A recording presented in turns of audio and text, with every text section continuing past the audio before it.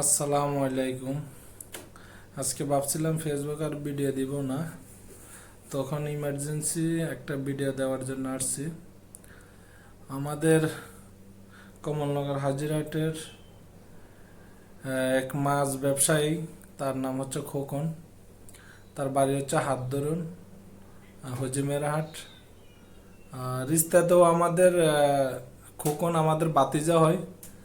ওর ছোট কাকা আমার খালতো বোনকে বিয়ে করছে, তো রিস্তাও আমাদের বাতিজা হয়।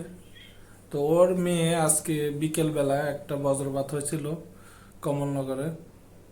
তো বজ্রপাতে ওর মেয়েটা মারা গেছে। তো সবাই খোকন বাতিজার জন্য দোয়া করবেন, ও যেন ধৈর্য ধরতে পারে, আল্লাহ যেন ওনাকে ধৈর্য ধরার তৌফিক দেয়।